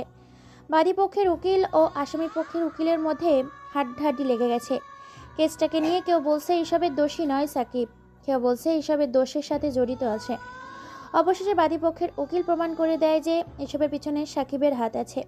আসমা বেগম নিজের ছেলের বিরুদ্ধে 7 বছর সশ্রম কারাদণ্ডে দণ্ডিত করে। সাকিবকে শেষবারের মতো দেখে নেয় সবাই। সাকিবের সাথে ইরা দেখা করতে চাইলে সাকিব দেখা না করে চলে যায়। এই ছিল অতীতের কাহিনী। দেখতে দেখতে 5টি বছর কেটে যায়। জেলের ভিতর এর মধ্যে তার বন্ধুরা দেখা করতে এসেছিল সাকিবের সাথে, কিন্তু সাকিব কারোর সাথেই দেখা করেনি। সাকিবের পুরনো স্মৃতি মনে পড়তেই চোখ থেকে 2 ফোঁটা নোনা পানি গড়িয়ে পড়ে। সাকিবের জীবনের এত কষ্ট, এটা শুনে রাহাত, আপন, আলমগীর সবার সান্ত্বনা দিতে থাকে। সাকিবকে দেখতে দেখতে ফজরের আজান দিয়ে দেয় সকাল হয়েছে। এই 5 বছর সাকিব নিজের কোনো যত্ন নেয়নি। চুল, দাড়ি, নখ, শরীরের যা তা অবস্থা। পুরো পাগলের মতো হয়ে গেছে দাড়িগুলো, চুলগুলো ইয়া বড় হয়েছে। তাকে সবাই চুলগুলো কাটতে বলে, সে একটা কথাই বলে, এগুলো তার স্মৃতি হিসাবে তার কাছেই থেকে যাবে। হঠাৎ তাদের কথার মাঝে জেলার সাহেব এসে বলে ওঠে, সাকিব, রাহাত, আপন ও আলমগীর, তোমাদের সততা ও ভালো ব্যবহারের জন্য তোমাদের সুখবর আছে। তোমরা আজ থেকে মুক্তি, স্বাধীন মুক্ত পাখির মতো ঘুমাতে পারবে। তোমাদের 7 বছরে জেল হয়েছিল। তোমাদের ভালো ব্যবহারের জন্য তোমাদের 2 বছরের শাস্তি মওকুফ করে দেওয়া হয়েছে। এখানে তোমাদের জন্য 20,000 টাকা আছে। 4 জনের 5,000 করে তোমরা নতুন করে তোমাদের জীবনটা শুরু করবে। এটা তোমাদের কাজের পুরস্কার। কথাটা শুনে যেন রাগটা রাগান্বিত আগুনের ফাটায় পরিণত হয়। সাকিবের পুরনো স্মৃতির প্রতিশোধ নেবে সে। এখন থেকে শুরু হবে নতুন খেলার শহরে। মুচকি একটা হাসি দেয় সাকিব। তারপর সাকিব, তারা 3 জন, মোট 4 জন মিলে থানার সকল ফর্মালিটি প্রদান করে থানা থেকে বেরিয়ে যায়। থানার বাইরে এসে শরীরটা মুচড়ে নেয়। 4 জন মিলে আজকে প্রায় 5 বছর পর নতুন জগতে নিঃশ্বাস নিচ্ছে। মুক্ত পাখি হয়ে তারা 4 জন মিলে অন্যদিকে বাড়িটিকে চারদিক দিয়ে ও সানাই দিয়ে ভরিয়ে দিয়েছে। আজকে বিয়ে বাড়িতে নতুন করে উৎসবে জেগেছে। চাকরি করে সাজিয়ে তুলেছে পুরো বাড়িটাকে। বিয়ে বাড়িতে মাতিয়ে তুলেছে আত্মীয় স্বজন ও পাড়ার প্রতিবেশীরা। সবাই বাজি চালাচ্ছে। পুরো বাড়িতে লোকজন দিয়ে ভরা। হ্যাঁ, আজকে বিয়ে হতে চলেছে ওই মিথ্যেবাদী ছলনাময়ী পায়েলের। তারই বিয়েতে ধুমধাম করে তার পরিবার সানাই বাজিয়ে বিয়ে দিচ্ছে তার অন্য একটা ছেলের জীবন নষ্ট করে। সাকিব চলে আসে তার শহরে। প্রথম টার্গেট তার পায়েল। তাই সে সোজা পায়েলের বাড়িতে চলে আসে আপন, রাহাত ও আলমগীরকে নিয়ে। বাড়ির সামনে এসে জানতে পারে আজকে তার গায়ে হলুদ ও কাল তার বিয়ে। তাই কিভাবে বাড়ি থেকে তুলে নিয়ে আসবে পরিকল্পনা করতে লেগে পড়েছে সাকিব তাদের 3 জনের সাথে। অন্যদিকে পায়েল নিজের ভুলটা বুঝতে পেরে চলে যায় আসমা বেগমের বাড়িতে। আসমা বেগমের বাড়িতে গিয়ে এক এক করে সব কিছু খুলে বলে সবার সামনে। এটা শুনে ইরা বেশ কয়েকটা থাপ্পড় মারে পায়েলের গালে। ইরা বলে, তোর মতো কাল নাগিনীর জন্য আমি আমার ভালোবাসাকে অপমান করেছি। তোকে আজকে আমি মেরেই ফেলবো। শুধুমাত্র তোর জন্য 5টা বছর আমি অঝরে চোখের পানি ফেলেছি। তোর জন্য পুরো পরিবারটা আমাদের লন্ডভন্ড হয়ে গেছে। এইটা বলছে আর একের পর এক থাপ্পড় দিয়েই চলেছে ইরা পায়েলের গালে। আসমা বেগম ও জান্নাত বেগম পায়েলকে ইরার কাছ থেকে ছাড়িয়ে পায়েলকে আরও কিছু না বলে ইরাকে নিয়ে গাড়ি নিয়ে বেরিয়ে যায় থানার উদ্দেশ্যে। কয়েক ঘন্টার মধ্যেই থানায় এসে হাজির হয়ে যায়। তারপর আসমা বেগম বলে ওঠে, পুলিশ অফিসার কয়েদি নম্বর 103 সে জেলে ছিল। 7 বছর তাকে জেলে রায় শোনানো হয়েছিল। সে কোথায় তাকে তো দেখছি না। সরি ম্যাম, আপনি বোধহয় সাকিবের কথা বলছেন। সাকিবকে আজকে জেল থেকে বের করা হয়েছে। তার 7 বছর জেল শোনানো হয়েছিল। তার ভালো ব্যবহার আচরণের জন্য তাদের 4 জনকে 5 বছর জেল খাটার পরে ছেড়ে দেওয়া হয়, আর আপনার আসার মাত্র কয়েক ঘন্টা আগে তাকে ছেড়ে দেওয়া হয়েছে। এই কথা শুনে ইরা সহ তার পুরো পরিবার কান্নায় ভেঙে পড়ে। কি ভুল করেছে তারা? সাকিবের সাথে কি অন্যায় করেছে? সাকিবের কথা না শুনে তারপর পুলিশ অফিসারের কাছে সাকিবের ছবি চাইলে পুলিশ অফিসার সাকিব ও তাদের 3 জনের শেষ স্মৃতি হিসাবে একটা ছবি রেখে দেয়। আর ইরাও তাদের পরিবারের ছবিটা দেখে হাউমাউ করে কাঁদতে থাকে, কেননা সাকিবকে চেনাই যাচ্ছে না। মুখে দাড়ি, মাথায় চুল, শরীরের কি অবস্থা! যে ছেলে কিনা শরীরের এক ফোঁটা যত্ন নিতে ভুলতো না, সেই ছেলের শরীরে অবস্থা দেখলে এমনিতেই চোখের পানি চলে আসবে। পুরো পাগল হয়ে গেছে, পাগল দেখাচ্ছে সাকিবকে। তারপর পুরো শহরে খুঁজতে থাকে সাকিবকে, কিন্তু পায় না। হারিয়ে যাওয়া ব্যক্তিকে খুঁজে পাওয়া খুবই সহজ, কিন্তু কেউ যদি হারিয়ে যায় তাকে খুঁজে পাওয়াটা খুব কঠিন। দেখতে দেখতে দিনটি কেটে যায়। ইরাকে নিজের ঘর বন্দি করে ফেলেছে। আজকে পায়েলের বিয়ে। পায়েলের মনটা ভীষণ খারাপ, সে নিজের কাজে বেশ অনুতপ্ত। বরপক্ষ প্রায় চলে আসার সময় হয়ে গেছে। হঠাৎ বিয়ে বাড়িতে প্রবেশ করে 4 জন মুখোশধারী ব্যক্তি। কালো পোশাকে আবৃত সেই 4 জন কালো পোশাকধারী লোক বিয়ের কনের সামনে চলে আসে। বিয়ের কোণে পায়েল সেই 4 জনের মধ্যে থেকে একজনকে দেখেই আঁতকে ওঠে, কেননা সে যে সাকিব। কেউ কোনো কিছু বলে ওঠার আগেই পর পর কালো পোশাকধারী লোকগুলো বেশ কয়েকটা গুলি চালায়। পুরো বিয়ে বাড়ি থমকে যায়। কে কোথা থেকে গুলি চালাচ্ছে তার উৎস খুঁজতে থাকে সবাই। কোনো কথা ছাড়াই কালো পোশাকধারী ব্যক্তিগুলো প্রকাশ্যে পায়েলকে তুলে নিয়ে আসে কালো গাড়িতে। ভয়ে কেউ বাধা দেওয়ার চেষ্টাও করে না। খবরটা পেয়ে যায় সাংবাদিক। চলে আসে সাংবাদিক, বলছে টিভি স্ক্রিনে, আজকের জমজমাট ও রমরমাট খবর শহরের বিখ্যাত বিজনেসম্যানের একমাত্র মেয়ে পায়েলের বিয়েতে। পায়েলকে 4 জন মুখোশধারী ব্যক্তি এসে উঠে নিয়ে গেছে। প্রকাশ্যে বাধা দেওয়ার চেষ্টা করলে তাদের বন্দুকের ভয় দেখায়। পুলিশ খুঁজতে থাকে পুরো শহরে সেই 4 জন অজ্ঞাত ব্যক্তিকে। এখনো পায়েলের কোনো হদিশ পাওয়া যায়নি। খবরটি সারা শহর, সারা দেশে ছড়িয়ে গেছে। হাঙ্গামা পড়ে গেছে। শহরে কি নতুন মুখোশধারী ব্যক্তি যে কিনা প্রকাশ্যে বিয়ে বাড়ি থেকে তুলে নিয়ে যায় বিয়ের কনেকে। চেয়ারের সাথে বাঁধা অবস্থায় আছে পায়েল। তার সামনে মদ ও সিগারেট নিয়ে বসে আছে এক আগন্তুক। পায়েল মিটমিট করে চোখ খুলে পুরো রুমটা ঝাপসা অন্ধকার। মাথার উপর 0 ভোল্টের সাধারণ অঙ্কের বাতি জ্বলছে। সরাসরি ঘেমে একাকার। সামনে কেউ একজন আছে দেখতে পাচ্ছে। পায়েল জর্জরিত গলায় বলে ওঠে, কেউ আছেন? প্লিজ আমাকে বাঁচান, আমার খুব জল তেষ্টা পেয়েছে। পায়েলের মুখে একথা শুনে সাকিব উঠে গিয়ে পায়েলের জন্য পানি নিয়ে আসে। তারপর পায়েলের সামনে রাখে, কিন্তু বাইরের হাত পা বাঁধা। পায়েলের ইশারায় বুঝিয়ে দেয় তাকে যেন পানিটা খাইয়ে দেওয়া হয়। হালকা হালকা বোঝা যাচ্ছে পানি দেখে ধোয়া বের হচ্ছে। সেই দিকে কোনো ভ্রুক্ষেপ না দিয়ে পায়েল মুখ মেলে। সাকিব আর দেরি না করে পানি ঢেলে দেয় পায়েলের মুখে। মুখে পড়ার সাথে সাথেই গলার ভিতর দিয়ে পেটের মধ্যে চলে যায় পানি। আর এক চিৎকার দিয়ে দেয় পায়েল। তার এই চিৎকারে যেন পুরো পৃথিবী কেঁপে ওঠে, জমিন শুদ্ধ কেঁপে ওঠে। কেননা পানিটা ছিল প্রায় অনেকটাই ফুটন্ত, টকবগে গরম পানি। আর সেই পানিটা সাকিব তাকে খাওয়ানোয় মুখ, গলা, পেট পুরি ছাই হয়ে যায়। কলিজাগুলো যেন এখনই জ্বলতে থাকে। কথা বলার ভারসাম্য হারিয়ে ফেলেছে। লাফালাফি শুরু করেছে। চেয়ারে বাঁধা অবস্থায় থাকা পায়েলের একদম আত্মনাদ দেখে গগন কাঁপানো চিৎকার দেয়। এটা দেখে সাকিব বলে ওঠে, এইটুকুতে এই অবস্থা? তাহলে ভেবে দেখো আমি 5 বছর কি করে জেলে এই ঠান্ডা এই গরমের মাঝে কত কষ্ট নিয়ে কাটিয়েছি। আপনজনদের কাছ থেকে দূরে থেকে তোর মিথ্যে একটা কথা বলাতে আজকে শুধু আমি বলবো তুই চুপ থাকবি। তোর সাথে এমন কিছু হতে চলেছে যে এটা পৃথিবীর শ্রেষ্ঠ শাস্তি হতে চলেছে। তারপর পায়েলকে আর কোনো কথা না বলতে দিয়ে চেয়ার থেকে তার বাঁধনগুলো খুলে দিয়ে নিয়ে বিছানায় উপর শুয়ে দেয়। তারপর তার উপর শুয়ে পড়ে আর বলে ওঠে, তুই তোর শরীরের দোহাই দিয়ে আমাকে সেদিন জেলে পাঠিয়েছিলিস। আজকে তোর শরীর দিয়ে আমি আমার 5 বছরের এই ক্ষুধার্ত তেষ্টা মিটাবো। এই বলে জোরপূর্বক পায়েলের বাধা দিলেও পায়েলের শরীর থেকে সব জামা কাপড় ছিঁড়ে ফিকে দেয় সাকিব। তারপর শরীরের ঠোঁট, মুখ, কানে, সারা শরীরে কামড়ো চুমু দিচ্ছে। ঠোঁটের উপর অশ্ব কামড় দিতে থাকে। কামড়ে ঠোঁটের অবস্থা খারাপ করে ফেলেছে। লজ্জাস্থান থেকে শুরু করে সারা শরীরে কামড়ের দাগ ও আঁচড়ের দাগ। জোরপূর্বকভাবে প্রায় 75 মিনিট ধরে শারীরিক অত্যাচার করে পায়েলের উপর। প্রায় আধমরা হয়ে গেছে পায়েল। লজ্জাস্থান পুরোপুরি ড্যামেজ হয়ে গেছে। তারপর এক রক্তমাখা রাগান্বিত ভাব নিয়ে এক বিশ্রী হাসি দেয় সাকিব। পায়েলের অবস্থা ভীষণ খারাপ। তারপর বাইরের দুই হাত সামনের খুঁটির সাথে বেঁধে দেয়, পেছনের খুঁটির সাথে বেঁধে দেয়। তারপর আবার তার উপর শুয়ে তার মুখে নিজের মুখ লাগিয়ে দেয়। তারপর দাঁত দিয়ে মুখের ভিতর থেকে পায়েলের জিহ্বা টেনে বের করে আনে। তারপর নিজের দাঁত দিয়ে কামড়ে দেয় জিহ্বাটাকে, নিজের ভেতর থেকে ছিঁড়ে নিয়ে আসে জিহ্বাটাকে। পায়ের সাথে সাথেই ছটফট করতে থাকে। জিহ্বাটাকে নিয়ে নিজের মুখের ভেতর থেকে এইভাবে ছিঁড়ে দেয়। হাতে দেখে পায়েল প্রায় হাতমরা হয়ে গেছে, কারণ এই জিহ্বা দিয়েই, এই মুখ দিয়েই সে মিথ্যে জবাব দিয়েছিল। তারপর সাকিব একটা গরম রামদা ও গরম তেল নিয়ে আসে।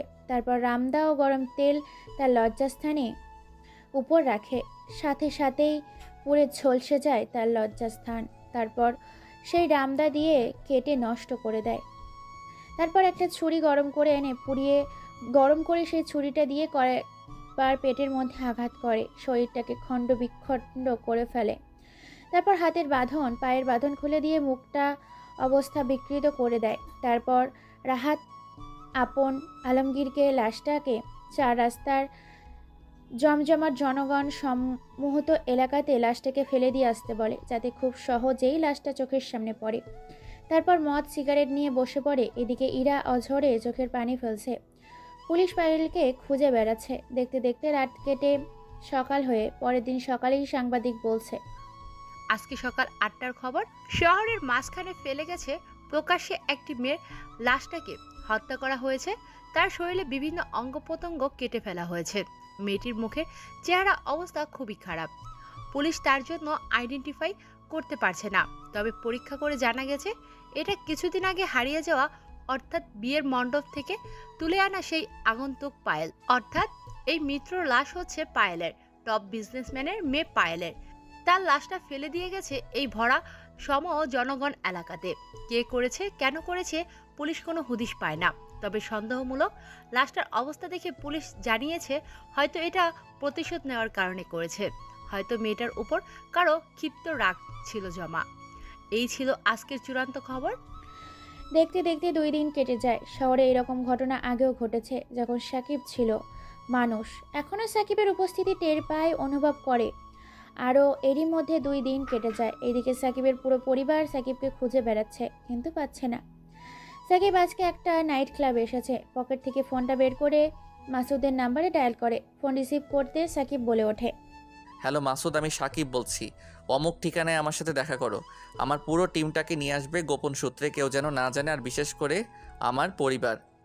ভাই আপনি তো জেলে, তাহলে বাইরে কি হবে? অনেক কাহিনী লুকিয়ে আছে, আগে দেখা করো, তারপরে বলবো বাকি সব। ওকে ভাই, ঠিক আছে। তাহলে আজকে আমরা রাত 10টার পর দেখা করব। আমি আপনার দেওয়া পুরো টিমটাকে এতদিন পরিচালনা করেছি। যেহেতু আপনি চলে এসেছেন, তাহলে আমি পুরো টিমটাকে নিয়ে আপনার সামনে হাজির হব। তারপর মাসুদ ফোন কেটে দেয়। দেখতে দেখতে রাত 9টা পেরিয়ে 10টা বেজে যায়। 10টা বেজে 10:30। হঠাৎ নাইট ক্লাবের ভেতর 30 থেকে 40টা ছেলে প্রবেশ করে। তাদের মধ্যে প্রথমে আছে মাসুদ ও মাসুম। তারা সবাই সাকিবকে এদিকে ওদিকে খুঁজতে থাকে, কিন্তু তাদের সামনে থাকা সত্ত্বেও তারা খুঁজে পায় না। বেশ কিছু সময় কেটে যায়। টেবিলে বসে থাকা একটি ছেলে হাতের ইশারা দেয় মাসুদকে। মাসুদ ছেলেটিকে দেখতে পেয়ে এগিয়ে যায় আর বলে ওঠে, জি ভাই, কিছু বললেন? ঠিক চিনতে পারলাম না আপনাকে। সাকিব দাঁড়িয়ে যায়, মুচকি একটা হাসি দেয়। আসলে সাকিবকে না চেনারই কথা, কারণ সাকিবের চুল দাড়ি সব বড় হয়ে গেছে। এরকম অগোছালো প্রকৃতির মানুষ, তাই চিনতে পারিনি কেউ। সাকিবের একটা মুচকি হাসি দিয়ে বলে ওঠে, আমি সাকিব, তোদের বড় ভাই। শহরের সিক্রেট মাস্তান, ফিরে এসেছি তোদের মাঝে। তারপর মাসুদ, মাসুম আর কোনো কথা না বলে জড়িয়ে ধরে সাকিবকে। রিয়াদ, রাজ, শৌফিক, শাওন, ইয়াজ, তৌফিক এরাও এসে সাকিবকে জড়িয়ে ধরে এবং সাকিবের 2 হাতে চুমু খায়। হাউমাউ করে সাকিবকে দেখে কেঁদে ফেলে, কারণ সাকিব ছিল তাদের দলের লিডার। সাকিব চলে যাবার পর টিমটা লণ্ডভণ্ড হয়ে গিয়েছিল। সাকিবকে দেখে আবার নতুন করে মনে জোর পেয়েছে। সাকিব তাদের এরকম অবস্থা দেখে বলে ওঠে, আমার কিছু ইনফরমেশন প্রয়োজন। সেদিন ভার্সিটিতে কারা কারা আমাকে মিথ্যে ষড়যন্ত্রে ফাঁসিয়ে জেলে পাঠিয়েছিল, তাদের পুরো লিস্টটা চাই। আমি চাই তোরা আজ থেকে কাজে লেগে পড়বি, আর আমার খবরটা যেন কেউ না জানে যে আমি এই শহরে আছি। ওকে ভাই, ঠিক আছে, সমস্যা নাই। তারপর তারা যে যার মতো অনেকক্ষণ নাইট ক্লাবে আড্ডা দেয়। অনেক দিন পর তারা সাকিবকে পেয়েছে। তাদের মাঝে ওই হুল্লোড় আড্ডা মাতিয়ে দেয় তারাও। তারপর চলে আসে পুরো টিমটাকে নিয়ে থানার সামনে। আর সাকিবের কথা মতো থানার ভেতর থেকে থানার এসআইকে তুলে নিয়ে আসে, কারণ এসআই শহরের একজন আতঙ্ক, গরিব দুঃখী মানুষের অসহায়, তার সুযোগ নেয়। সে হাজার হাজার লাখ টাকা ঘুষ খেয়ে আজকে নিজের পকেট ভরিয়ে ভারিয়ে ফেলেছে। সেটা কে সাইজ করবে বলে পুরো টিমটাকে নিয়ে থানার সামনে এসেছে। থানার ভেতর থেকে হুড়মুড় করে তুলে নিয়ে আসে। থানার ভেতরে পুলিশ কনস্টেবলগুলো বাধা দিতে আসলে তাদের কয়েকজনকে ধমক দিয়ে জানের মায়া নিয়ে কেটে পড়ে সেখান থেকে। তারপর থানার সামনে তাকে তুলে নিয়ে আসে 4 রাস্তায় কবরস্থানের মাঝে 2 গাছে রশি দিয়ে বেঁধে ফেলে 2 পা ও 2 হাত। তারপর তার সামনে রাখা হয় আগুন, ফুটন্ত পানি ও অ্যাসিড। সেই ফুটন্ত পানিটা দিয়ে ওসির প্যান্টের ভেতর দিয়ে ঢেলে দেওয়া হয়। সাথে সাথেই ওসির লজ্জাস্থানে পুরো মাংস খসে পড়ে।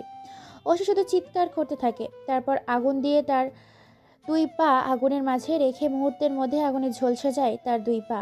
তারপর সবাই মিলে অস্ত্র হাতে নেয়। কেউ নেয় স্নাইপার বন্দুক, কেউ নেয় AK-47 বন্দুক।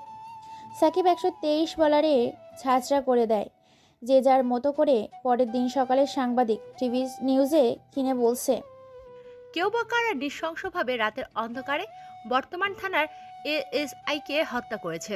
শরীরটাকে খণ্ড খণ্ড করে ফেলেছে। শরীরের কোনো অস্তিত্ব নেই। আঘাত আগুনের গোলায় এসিডে পুড়ে যাওয়া অংশ। চেনা বড় দায়। আজকের খবর এ পর্যন্তই ছিল। এদিকে সাকিব বসে নিজের পুরনো স্মৃতির কথা মনে করতে থাকে। আজকে কতই না সুন্দর হতো তার জীবনটা ইরাকে নিয়ে, কিন্তু ইরার একটা ভুলের কারণে জীবনটা দুজনেই কষ্টে ছেয়ে গেছে। এদিকে মাসুম আর মাসুদ গোপনে সূত্রে খবর নিয়ে এসেছে এইসবের পেছনে প্রিন্সিপাল এবং তাদের বিপরীত দল সোহাগের সাথে আন্ডারওয়ার্ল্ডের ভিক্টর জড়িয়ে আছে তাদের ফাঁসানোর পেছনে। সাকিব এই কথা শুনে একটা সময় মুচকি হাসি দেয়। তারপর সাকিব ও তার দলবলকে নিয়ে পরিকল্পনা করতে থাকে কিভাবে ভিক্টরকে দেশে আনবে, কিভাবে সবাইকে তাদের অকর্মের শাস্তি দেবে। তারা পরিকল্পনা করে ফেলে ভিক্টরকে তারা দেশে আনবে যে কোনো মূল্যে। সর্বপ্রথম তাকে, এবং তাদের প্রথম টার্গেট হলো সোহাগ। সাকিব বলে দেয় মাসুদ ও মাসুমকে সোহাগকে যে কোনো মূল্যেই হোক সোহাগকে যেন যে কোনো পরিস্থিতিতে তুলে নিয়ে আসে তাদের গোপন গোডাউনে। সাকিবের কথায় মাসুম ও মাসুদ বেরিয়ে যায় তাদের পুরো টিমকে নিয়ে সোহাগকে খোঁজার জন্য। পুরো শহরের লোক সরিয়ে দিয়েছে। সোহাগকে যেখানে পাবে সেখান থেকে তুলে নিয়ে আসবে। এদিকে সোহাগ পরিকল্পনা করছে ইরাকে নিজের হাতে ফেলে নিজের আয়ত্তে নিয়ে আসবে, কিন্তু সে জানে না যে সাকিব জেল থেকে ছাড়া পেয়ে গেছে। সে নিজের মতো করে আনন্দের সাথে ঘুরছিল এতদিন। সাকিবের দলের একটা ছেলে সোহাগকে দেখতে পায় একটা রেস্টুরেন্টে। তারপর সাকিবের দলের ছেলেপুলেগুলো সেখান থেকে ওপেনলি প্রকাশ্যে নিয়ে আসে হাঙ্গামা করে রেস্টুরেন্ট থেকে সোহাগকে। সোহাগের দলের ছেলেপুলে খবর পেয়ে বাধা দিতে আসলে ছেলেপেলেগুলোকে মেরে শুইয়ে দেয় রাস্তার মাঝে। তারপর তাদের লাশের ওপর দিয়ে সোহাগকে তুলে নিয়ে আসে গোপন রাস্তায়, গোপন সূত্রে গোডাউনের ভেতরে। তারপর সোহাগকে চেয়ারের সাথে বেঁধে ফেলে। সোহাগের সামনে সাকিব আছে। সাকিবকে দেখে সোহাগ চিনতে পারে না। তারপর সোহাগকে সাকিবের পরিচয় দেয়। সাকিব জেলে থেকে ছাড়া পেয়েছে এটা শুনে শরীরের লোম হয়ে গেছে। আর কোনো কিছু বলতে না দিয়ে সোহাগের মুখে রুমাল পুড়ে দেয় সাকিব। তারপর প্লাস দেয়। সাকিবের মুখে সব কটা দাঁত উপড়ে ফেলে। এখন শুধু মাছু দেখা যাচ্ছে। সোহাগ যন্ত্রণায় ছটফট করতে থাকে। মুখের ভেতর দিয়ে রক্তের স্রোত বয়ে যাচ্ছে। তারপর জিহ্বাটা প্লাস দিয়ে বের করে জিহ্বাটা পুরো কেটে ফেলে। তারপর গলার নিচের শিরা কেটে দেয়, শ্বাসনালীটা কেটে দেয় গলার। তারপর স্বর্ণালীটাকে কেটে দেয়। তারপর ছুরি দিয়ে একের পর এক পেটে আঘাত করতে থাকে, নির্মমভাবে একের পর এক আঘাত করতে থাকে। তারপর মাসুদ একটা লোহার আগুনের রডকে গলিয়ে আনা লোহার শিক সোহাগের পুরুষত্বের মধ্যে ঢুকিয়ে দেয়। ছটপট করতে করতে প্রাণ হারায়। আর এরই তখন ভিডিও করছিল ক্যামেরা দিয়ে মাসুম। তারপর সাকিবের কথা মতো পুরো ভিডিওটা পাঠিয়ে দেয় প্রিন্সিপালের হোয়াটসঅ্যাপে, ওভার্সিটির বিভিন্ন গ্রুপে। সবাই ভিডিওটা দেখে এই রকম মর্মান্তিক মৃত্যু দেখে সোহাগের ছেলেগুলো এখন থেকেই গা ঢাকা দেওয়া শুরু করেছে নিজেদের জীবন বাঁচানোর জন্য। প্রিন্সিপাল এরকম ভিডিও দেখে শহর থেকে পালানোর প্রস্তুতি নিয়েছে। অন্যদিকে সাকিবের কথা মতো মাসুম আর মাসুদ ও তার দলের ছেলেপুলেগুলো প্রিন্সিপালকে ধরতে তার বাসায় চলে গেছে। অন্যদিকে রিয়াদ, রাজ, সৌভিক, শাওন, ইয়াজ, তৌফিক এরা সবাই আন্ডারওয়ার্ল্ডের ভিক্টরকে কিভাবে দেশে আনা যায় পরিকল্পনা করতে লেগে গেছে। পরের দিন সকালে প্রিন্সিপালকে নিয়ে আসে পরিত্যক্ত একটা গোডাউনের মাঝে। প্রিন্সিপালের সামনে রাখা হয়েছে মৃত মানুষের লাশ, দুর্গন্ধ বেরোচ্ছে। তারপর রাখা হয়েছে আগুনের লাভা, এক পাশে রাখা হয়েছে ফুটন্ত পানি, এক পাশে রাখা হয়েছে ফুটন্ত অ্যাসিড, আর এক পাশে রাখা হয়েছে একটা মোটা রশি ঝুলিয়ে রাখা, যেটাতে ফাঁসি দেওয়া হয় মানুষকে। এসব দেখে হাসতে থাকে সাকিব। তারপর সাকিব বলে ওঠে, তোর ছেলের ফাঁসি হয়েছিল ধর্ষণের ফলে, আর আজকে তোর ফাঁসি। নিজেকে আগুনে পোড়াবে, অথবা ফুটন্ত অ্যাসিডে, অথবা গরম পানিতে নিজের শরীরটাকে ঝলসে ফেলবি। তোর কাছে 5টা অপশন আছে, কোনটা বেছে নিবি সেটা তোর মাথা ব্যথা। আর আমি নিজের শাস্তি দিলে সেই শাস্তিটা হবে আজরাইলের থেকেও জাহান্নামকে হার মানানোর ভয়ঙ্কর বেদনাদায়ক শাস্তি। প্রিন্সিপাল কি করবে বুঝতে পারে না। প্রিন্সিপালের জীবনটা ধুকু ধুকু করতে শুরু করেছে। প্রিন্সিপালের সামনে রাখা হয়েছে অসংখ্য অপশান, তাদের মধ্যে একটা তাকে বেছে নিতে হবে। প্রিন্সিপাল ভাবতে থাকে আগুনের লাভায় ঝাঁপ দিলে তিলে তিলে মরতে হবে, ঝাঁপ দিলে শরীরটা নিমেষেই গলে পড়ে যাবে, আর ফুটন্ত পানিতে ঝাঁপ দিলে মরলে সারা শরীরে ফোসকা দিয়ে কষ্টদায়ক মৃত্যু হবে তার। এদিকে ভিক্টর দেশের উদ্দেশ্যে রওনা দিয়েছে। প্রিন্সিপালের কোনো কিছু উপায় না পেয়ে যে রশিটা ঝোলানো আছে সেই রশিটার সামনে গিয়ে নিজের গলাটা ঢুকিয়ে দেয় রশির সামনে, কারণ সে জানে এখান থেকে বেঁচে ফেরা তার বড় দায়। নিজেকে বাঁচাতে হলে একমাত্র এটাই উপায়, তাই ফাঁসিতে ঝুলিয়ে দেয় নিজের গলা। ছটপট করতে করতে প্রিন্সিপাল প্রাণ হারায়। এটা দেখে উচ্চস্বরে হেসে ওঠে সাকিব। অন্যদিকে ভিক্টর দেশে পৌঁছে গেছে। ভিক্টর চলে যায় তার একটা হোটেলে। খবর পেয়ে যায় সাকিব। রাতের অন্ধকারে নিস্তব্ধ তারা মাঝে পুরো হোটেলটাকে ঘিরে ফেলে সাকিবের দলবল। রাত বাজে 11:15। হোটেলের ভিতর বেশ কিছু মেয়ে নিয়ে ফুর্তি করছে ভিক্টর। পাঠিয়ে দিয়েছে ভিক্টর সে পার্টির মাঝে প্রাণ হারাবে আজকে। ভিক্টর মদ খেয়ে মাতাল হয়ে গেছে। কিছু মেয়েকে তার রুমে নিয়ে গেছে, ভোগ করবে। তারই সুযোগ নিয়েছে সাকিব। হঠাৎ করে রুমের ভিতর কেউ একজন প্রবেশ করাতে সবাই চমকে ওঠে। মেয়েগুলো লজ্জায় বাথরুমে, কেউ লুকিয়ে খাটের নিচে, আলমারির পেছনে উলঙ্গ অবস্থায় সেখানে চুপটি মেরে বসে আছে। বুঝতে পারে না কে তার সামনে। ভিক্টরকে কোনো কিছু বলতে না দিয়ে রামদা তার শরীর থেকে তার লজ্জাস্থানটা কেটে ফেলে। ভিক্টর ছটপট করতে থাকে, রুমের এদিক ওদিক দৌড়াদৌড়ি করতে থাকে, কিন্তু রুম থেকে পালাতে পারে না, কারণ পুরো রুমটা ঘিরে রেখেছে। ভিক্টর নিজের প্রাণ ভিক্ষা চায়, আকুতি মিনতি করতে থাকে সাকিবের কাছে, কিন্তু সাকিব আবার রামদা দিয়ে তার পা দুটো কেটে ফেলে যাতে সে দৌড়াতে না পারে। তারপর হাত, তারপর জিহ্বা, তারপর চোখ, তারপর নাক, তারপর কান, শেষ পর্যায়ে শরীর থেকে গলাটাই আলাদা করে ফেলে। টুকরো টুকরো করে ফেলে তার শরীরটা। দেখতে দেখতে দিনটা কেটে যায়। হোটেলে খবর পেয়ে গেছে, পুরো হোটেলটা পুলিশ সিল করে দিয়েছে যাতে কেউ ভেতরে এবং ভেতর থেকে বাইরে যেতে না পারে। সাংবাদিক পুরো দেশে খবর ছড়িয়ে দিয়েছে ভিক্টর নামে আতঙ্কবাদীটা এই হোটেলে নৃশংসভাবে তার লাশটা পাওয়া গেছে। পুলিশ আইডেন্টিফাই করার জন্য উঠে পড়ে লেগেছে। অবশেষে পুলিশ জানতে পারে এই লাশটা ভিক্টরের। দেখতে দেখতে দিনটা কেটে যায়, 1 সপ্তাহ কেটে যায়। এদিকে ঘর বন্ধ করে ফেলেছে ইরা নিজেকে। প্রায় পাগলপাড়া হয়ে গেছে সাকিব। এখনও তার চুলদাড়ি বড়, সেগুলো পরিষ্কার করেনি, এখনও পাগলের বেশেই আছে। আজকে সাকিব নিজের প্রতিশোধ নিতে পেরে খুবই খুশি। ইরাকে আজকে ঘর থেকে বের করেছে আসমা বেগম, জান্নাত বেগম ও পুরো পরিবার। আজকে ইরার মন ভালো করার জন্য বাইরে বের হয়েছে ঘুরতে। ভাগ্যের কি পরিহাস, হোটেলে ডিনার করতে ঢুকেছে। সেই হোটেলে আগে থেকেই সাকিব, মাসুদ এবং মাসুদ আর কিছু বন্ধু তার নতুন জীবনের উদ্দেশ্যে পার্টি দিচ্ছে, খাওয়া দাওয়া করছে। খাওয়া দাওয়া করে যখনই হোটেল থেকে বের হবে তখনই ইরার সাথে ধাক্কা খায় সাকিব। সাথে সাথেই পড়ে যায় দুজনে। সাকিবের দিকে তাকায় ইরা ও তার পরিবার, কিন্তু সাকিব এখনও দেখেনি। সাকিবকে দেখে ইরা জড়িয়ে ধরে। তার পুরো পরিবার চমকে যায় সাকিবের একই হাল হয়েছে দেখে। ইরা সাকিবের 2 পা জড়িয়ে ধরে, হাউমাউ করে কাঁদতে থাকে। অবশেষে সাকিব ভালো করে তাকায়, দেখে ইরা। সাকিবের কোনো কিছু বলে ওঠার আগেই ইরা বলে ওঠে, শাকিল, তুমি আমাকে মাফ করে দাও, আমার ভুল হয়েছে। আমি তোমাকে বিশ্বাস না করে অনেক বড় ভুল করেছি। তুমি আমাকে মারো, কাটো, যাই মন চায় তাই করো, তবুও আর আমাকে ছেড়ে যেও না। সাকিব কি করবে, কি বলবে ভেবে পায় না, কেননা 2 পা আঁকড়ে ধরেছে ইরা। সামনে এগিয়ে যেতে পারে না, পেছনে এগাতে পারে না। সাকিব কোনো কিছু বলছে না, দেখে ইরার হোটেলের মধ্যে টেবিলের ওপর রাখা একটা কাঁচের গ্লাস ভেঙে পক করে পেটের মধ্যে সেই কাগজের টুকরো ঢুকিয়ে দেয়। সাথে সাথে পুরো হোটেলটা নিস্তব্ধ হয়ে যায়। সাকিব সেখানেই থমকে যায়। সাকিব আর দেরি না করে ইরাকে কোলে নিয়ে গাড়িতে করে হসপিটালের উদ্দেশ্যে রওনা দেয়। ডাক্তাররা ওটিতে নিয়ে যায় ইরাকে। অপারেশন চলছে। সাকিবের কাছে সবাই ক্ষমা চায়। সাকিব সবাইকে আপন করে নেয়, নিজের বুকে টেনে নেয়। অনেকদিন পর প্রিয় মানুষদের পেয়েছে, তার কাছে, তার আপনজনদের কাছে সেও ক্ষমা চায়। দেখতে দেখতে পুরো 5 ঘন্টা কেটে যায়। ডাক্তার বাইরে আসে। সবাই ডাক্তার সাহেবকে জিজ্ঞেস করে। ডাক্তার সাহেব সবাইকে শান্ত হয়ে বলে, আউট অফ ডেঞ্জার, ইরা এখন সুস্থ আছে, ভালো আছে। এক এক করে সবাই ইরার সাথে দেখা করে। অবশেষে সাকিব যায় ইরার কেবিনে। তারপর একটা চেয়ার নিয়ে ইরার পাশে বসে পড়ে। ইরার হাতটা ধরে বলে ওঠে, তুমি ভাবলে কি করে তুই মরে গেলে এই পাগলটাই পৃথিবীতে বেঁচে থাকবে কি করে? আমিও যে তোমায় বড্ড ভালোবাসি ইরা পাগলি। ইরা আর কোনো কথা না বলে টুকুস করে সাকিবের ঠোঁটে একটা চুমু খায়। সাকিব এটা দেখে অবাক। খুনসুটির মধ্যে দিয়ে সন্ধ্যা পেরিয়ে রাত হয়। রাত 8টা বাজে। আর সাকিব তার পুরো পরিবারের বাসায় চলে যেতে বলে। এখন হাসপাতালের কেবিনে বসে আছে সাকিব আর শুয়ে আছে ইরা।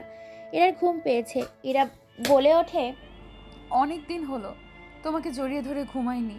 আমার পাশে শুয়ে পড়ো, আজকে তোমাকে জড়িয়ে ধরে ঘুমাবো আর তুমি আমাকে সারা রাত আদর করবে, না হলে কিন্তু আমি আবার ওইসব করব।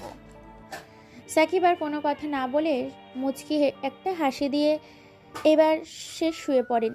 তারপর ঠোঁটের মুখে সারা শরীরে, নাভিতে, পায়ে, পেটে চুমু খেতে থাকে। সাথে ফ্ল্যাট যাতে ইরা এতদিন না পাওয়া ভালোবাসাটা সে বুঝতে পারে। দেখতে দেখতে দুজনে 2 ঠোঁট একত্রিত করে এক জায়গায় ঘুমিয়ে পড়ে জড়িয়ে ধরে। পরের দিন তাদেরকে বাসায় নিয়ে যাওয়া হয়। 1 সপ্তাহ কেটে যায় হাসি ঠাট্টার মধ্যে দিয়ে। দেখতে দেখতে তাদের বিয়েও হয়ে যায়। আজকে তাদের বাসর রাত। বাসর ঘরে বসে আছে ইরা।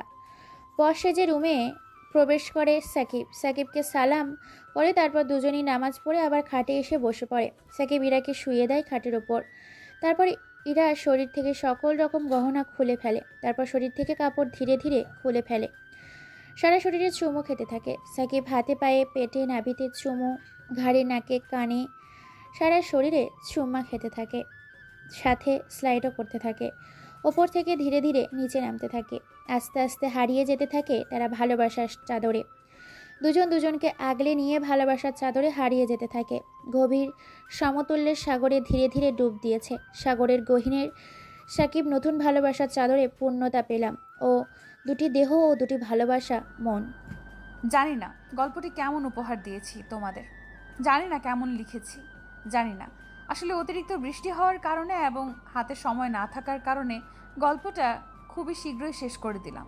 পরবর্তী তোমাদের আশিক ভাইয়া এবং আমার ভয়েস নিয়ে নতুন একটা গল্প নিয়ে আসতে চলেছি, শুধুমাত্র পাওয়ারফুল, যেটাই থাকবে শুধু কাটাকাটি আর মারামারি আর রহস্যময় খুন। অবশ্যই ভিডিওগুলো দেখতে আমাদের চ্যানেল সাবস্ক্রাইব করো এবং পাশে থাকো।